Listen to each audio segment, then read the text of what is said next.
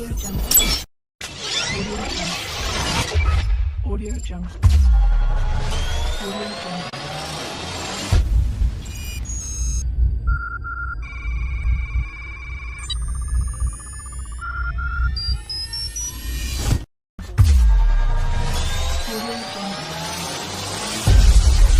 Audio Jungle.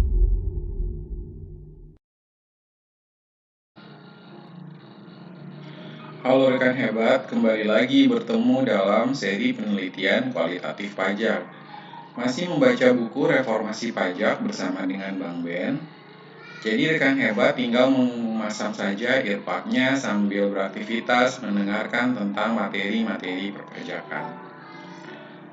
Mari kita lihat bersama. Nah, kita sekarang masuk pada bab ke-8, Reformasi Perpajakan Jilid kedua. Berkah teknologi informasi. Tujuan utama reformasi pajak adalah peningkatan pendapatan negara, perubahan kebijakan, penghapusan kebijakan atau perumusan kebijakan baru. Pada akhirnya bertujuan untuk meningkatkan penerimaan pajak sebagai komponen utama pendapatan negara dalam APBN. Setiap perubahan juga selalu mengacu pada konteks perubahan zaman, kondisi perekonomian, dan terutama perkembangan teknologi informasi dan komunikasi yang luar biasa cepat pasca diizinkannya penggunaan internet untuk umum pada 1994. Sebelumnya internet hanya digunakan untuk keperluan militer, riset, dan pendidikan. Sejak itu dunia usaha, pemerintahan, dan kehidupan sipil seperti berkejaran dengan kemajuan piranti keras dan piranti lunak. Peralatan seperti komputer atau telepon seluler cepat sekali usang. Program-program komputer terus bergerak laju, aplikasi baru tak berhenti bermunculan, tempat penyimpanan data terus membesar, bahkan kini muncul cloud computing yang mampu menyimpan data tak terbatas. Banyak pekerjaan manusia yang bisa digantikan dengan komputer yang tak pernah mengeluh dan bisa bekerja 24 jam kali 7 hari sepanjang tahun. Dirjen Pajak mau tak mau juga harus terus menyempurnakan sistem teknologi informasinya. Pembenahan organisasi telah dilakukan pada reformasi perpajakan jilid pertama melalui pembentukan KPP-WP besar atau Large Tax Office pada 2002. Kemudian diikuti dengan pembentukan KPP Madya, Medium Tax Office atau MTO pada 2004. Setelah itu pada 2006 sampai 2008 muncul KPP Pratama atau Small Tax Office atau STO. Sampai akhir 2008 DJP telah membentuk 2 KPP WP besar, 10 KPP khusus, 32 KPP Madya, dan 357 KPP Pratama. Jika LTO pertama Jakarta diresmikan, Menkeu Budiono pada 1 Juli 2002, maka KPP Pratama yang terakhir untuk 2008 diresmikan Menkeu Sri Mulyani pada 24 November 2008 di Bukit Tinggi. Perubahan struktur organisasi menjadi berdasarkan fungsi, bukan jenis pajak, serta hadirnya kantor-kantor baru yang dibentuk berdasarkan segmentasi WP telah mengubah banyak hal dalam ekosistem perpajakan. Keberadaan kantor-kantor baru ini memudahkan petugas pajak karena mereka bisa berfokus pada kelompok-kelompok pembayar pajak tertentu. Sebelumnya mereka harus mengurus pajak seluruh tingkatan WP di wilayah tugas mereka. WP juga dimudahkan, mereka hanya berhubungan dengan AR yang sama untuk semua jenis pajak, mulai dari urusan konsultasi, pelaporan, pembayaran pajak, hingga pengajuan keberatan. Sebelumnya, WP harus mendatangi ruang atau meja yang berbeda-beda untuk membayar pajak yang berbeda karena petugas pajak fokus pada objek pajak bukan pada wajib pajaknya. DJP baru memiliki AR setelah pembentukan LTO.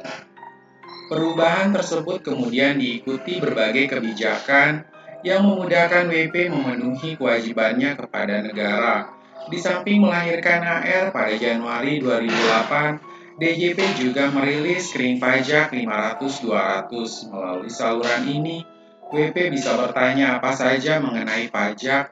DJP juga menyediakan pelaporan SPT secara elektronik melalui ISPT dan e-filing. Yang tak kalah penting, adanya kebijakan penetapan tarif PPh yang lebih tinggi bagi mereka yang tidak memiliki NPWP. Kebijakan ini juga diikuti dengan program Sunset Policy. Kebijakan ini menghapuskan denda administrasi kepada WP yang belum memiliki NPWP sampai 2008 dan WP yang sudah memiliki NPWP tapi ingin melakukan pembetulan SPT pajak 2006 dan tahun-tahun sebelumnya. Dirjen Pajak juga menerbitkan peraturan Dirjen Pajak nomor 19 tahun 2009 tentang tata cara penerimaan dan pengolahan surat pemberitahuan tahunan. Berbagai perbaikan layanan dan kebijakan itu mampu meningkatkan NPWP terdaftar dan jumlah laporan SPT.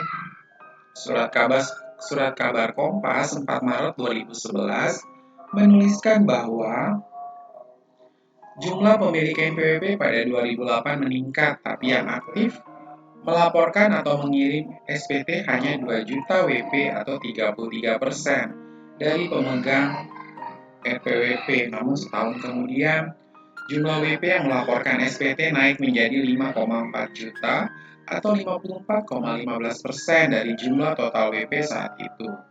Pada 2010, naik lagi menjadi 8,2 juta atau 58,16% dari total WP saat itu. Kenaikan angka WP yang melaporkan SPT membuat DJP kebanjiran data dan informasi. Dari sinilah DJP melihat pentingnya sebuah sistem terintegrasi yang bisa membaca, memilah dan memanfaatkan data itu untuk meningkatkan penerimaan pajak. Kami melihat saat itu database di Dirjen Pajak masih ada kelemahannya, padahal data masih akan terus bertambah, kata Robert Pakpahan, Dirjen Pajak 2017 sampai 2019. Robert yang pada saat itu menjadi Direktur Transformasi Proses Bisnis DJP juga mengeluhkan sulitnya mencari data pasti jumlah WP karena rendahnya kredibilitas sistem saat itu. Kondisi ini membuat para pembuat kebijakan pajak kesulitan menghitung jumlah WP atau membuat kebijakan yang berbasis pada data WP yang ada di dalam berangkas dokumen. Melihat berbagai kelemahan tersebut, DJP mulai mempersiapkan sistem dan teknologi yang diharapkan bisa menyelesaikan masalah tersebut. Saat itulah rencana dan persiapan reformasi perpajakan jilid kedua semakin mengerucut. Pada reformasi pajak jilid kedua ini, kita merasa kita perlu menata atau mengimprove tata kelola kita dengan mendesain proses bisnis kita lebih terstruktur, kata Robert.